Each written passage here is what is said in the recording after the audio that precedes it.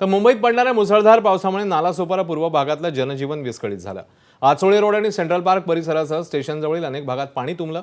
नागरिकांची मोठी तारांबळ उडाली। पहिल्याच दमदार पावसामुळे सखल भागातल्या रस्त्यावर पाणी तुंबलं। वाहतुकीवर आणि दैनंदिन जनजीवनावर विपरीत परिणाम झाला। याशिवाय रेल्वे सेवेला देखील मोठा फटका बसला।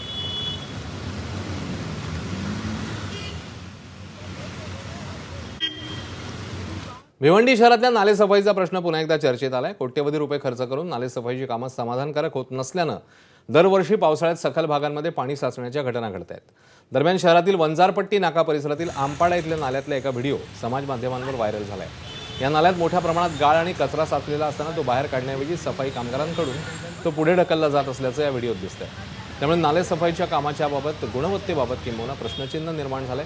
संबंधित विभागाने या प्रकारची चौकशी करून योग्य ती कारवाई करावी अशी मागणी नागरिकांकडून केली जाते।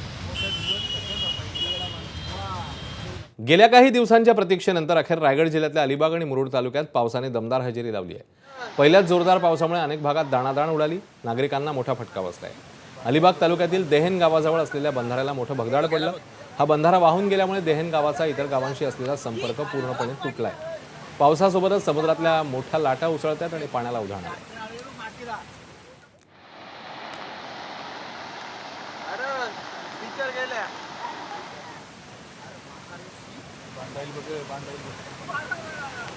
गेला बघ।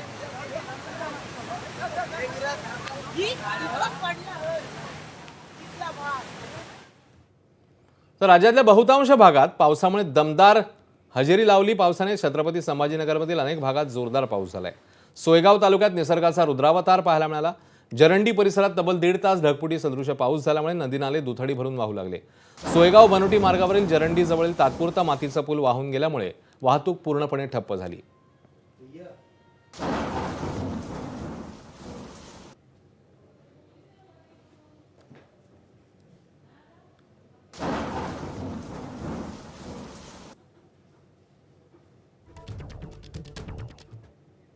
जळगाव जिल्ह्यातल्या रावेर तालुक्यात आज झालेल्या मुसळधार पावसामुळे अनेक नदी नाल्यांना पूर आलाय।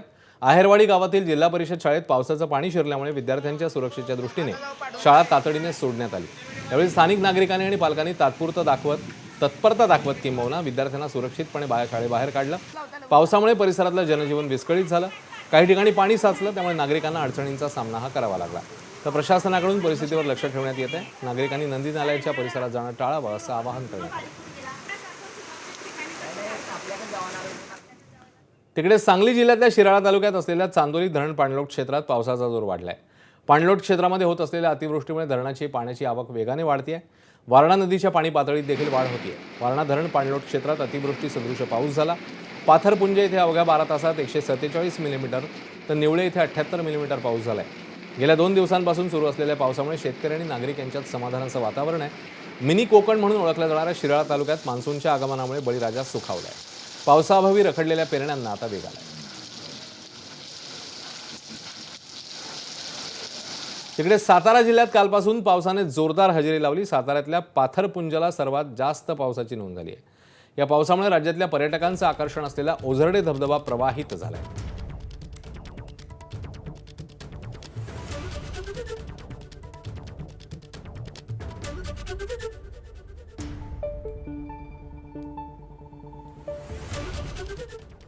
गोव्यातल्या समुद्र किनाऱ्यावर अनेक पर्यटक पावसात आनंद घेण्यासाठी येतात। मात्र एका तरुणांची समुद्रातल्या लाटांसोबत मस्ती करणं जीवावर बेतलं।